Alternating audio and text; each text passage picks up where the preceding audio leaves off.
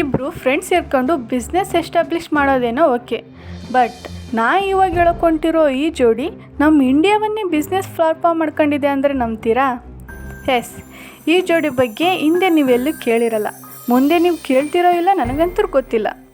ಇವ್ರ ಜೋಡಿ ಜನರಲ್ಲಿ ಅದೆಷ್ಟು ಆಶ್ಚರ್ಯ ಮೂಡಿಸಿದೆ ಅಂದರೆ, ಇಂಥ ಫ್ರೆಂಡ್ಶಿಪ್ ಈ ಭೂಮಿ ಮೇಲೆ ಇನ್ನೂ ಎಕ್ಸಿಸ್ಟ್ ಇದೆನಾ ಅಂತ ನಿಮಗೆ ಆಶ್ಚರ್ಯ ಆಗುತ್ತೆ. ಯಾರ್ದಪ್ಪ ಅಂತ ಫ್ರೆಂಡ್ಶಿಪ್? ಅದೇ ನಿಮ್ಮೆಲ್ಲರ ಅಚ್ಚುಮೆಚ್ಚಿನ ಮೋದಿ ಮತ್ತು ಅಡಾನಿ ಸರ್ ಅವರು.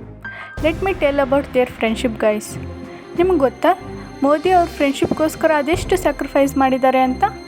ಅವ್ರ ಜೀವನವನ್ನೇ ಮುಡುಪಾಗಿಟ್ಟಿದ್ದಾರೆ ಅಂದರೆ ನಂಬ್ತೀರಾ? ಎಸ್, ಬಿಹಾರ ರಾಜ್ಯದ ಬಾಗಲ್ಪುರ್ನಲ್ಲಿರುವ 1020 ಎಕರೆ ರೈತರ ಜಾಗವನ್ನು ರೈತರ ಅಭಿಪ್ರಾಯವನ್ನು ಕೇಳದೆ ಅಡಾನಿಗೆ ಜಸ್ಟ್ ₹1 ಕೊಟ್ಟಿದ್ದಾರೆ ನಮ್ಮ ಮೋದಿಯವರು. ಅವರ ಆಸ್ತಿಯನ್ನು ಪೆನ್ಸಿಲ್ನಲ್ಲಿ ಬರೆದಿಸ್ಕೊಂಡಿದ್ದಾರೆ.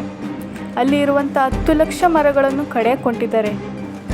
30 ವರ್ಷಗಳ ಕಾಲ ವರ್ಷಕ್ಕೆ ₹1 ಅಂತೆ ಈ ಭೂಮಿಯನ್ನು ಅಡಾನಿಗೆ ಕೊಡಲಾಗಿದೆ.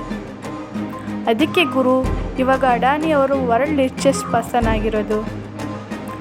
ನಮ್ಮ ದೇಶದಲ್ಲಿ ಇಷ್ಟೆಲ್ಲ ಆಗ್ತಿದ್ರು ನೋಡ್ಕೊಂಡು ಸುಮ್ಮಿದ್ದಾರೆ ಹೊರತು ಕ್ವಶನ್ಸ್ ರೈಸ್ ಮಾಡ್ತಿಲ್ಲ. ನಮ್ಮ ಜನಕ್ಕೇನಪ್ಪ, ಕಣದಲ್ಲೂ ಕೇಸರಿ ಸಿಕ್ಬಿಟ್ರೆ ಸಾಕು, ಯಾವನೇನಾರ ಆಗಲಿ ದೇಶ 3 ಭಾಗ ಆಗಲಿ ಅಲ್ವಾ? ನಮ್ಮ ಮೋದಿ ಅಡಾನಿಗೋಸ್ಕರ ಒಬ್ಬ ಏಜೆಂಟ್ ರೀತಿಯಲ್ಲಿ ಕಾರ್ಯನಿರ್ವಹಿಸ್ತಿದ್ದಾರೆ ಅಂದರೆ ನೀವು ನಂಬ್ತೀರಾ? ಎಸ್,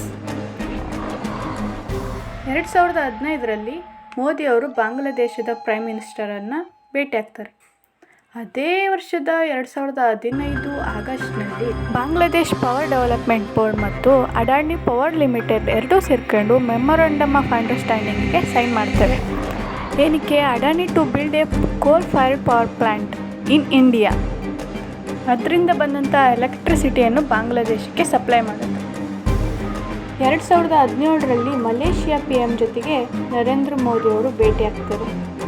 ಅದೇ ವರ್ಷ 2017ರ ಏಪ್ರಿಲ್ ಮಂತಲ್ಲಿ ಮಲೇಷ್ಯಾದಲ್ಲಿ ಸಮುದ್ರ ನಗರವನ್ನು ಅಭಿವೃದ್ಧಿಪಡಿಸಲು MMC ಪೋರ್ಟ್ನೊಂದಿಗೆ ಕಾರ್ಯಸಾಧ್ಯತೆ ಅಧ್ಯಯನದ ಕುರಿತು ಒಪ್ಪಂದಕ್ಕೆ ಸಹಿ ಹಾಕಲಾಗುತ್ತೆ.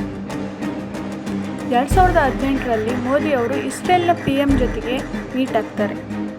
ಮೋದಿ ಅವರು ಬೇರೆ ದೇಶಗಳಿಗೆ ಹೋಗಿ ಬಂದಾಗಲೇ ಅಡಾನಿ ಅವರಿಗೆ ಈ ಎಲ್ಲ ಆಪರ್ಚುನಿಟೀಸ್ ಸಿಗೋದು ಕೋಇನ್ಸಿಡೆಂಟಾ, ಅಥವಾ ಅಡಾನಿಗೋಸ್ಕರ ಮೋದಿಯವರು ಏಜೆಂಟಾಗಿ ಈ ಎಲ್ಲ ಕೆಲಸಗಳನ್ನ ಮಾಡ್ತಿದ್ದಾರಾ?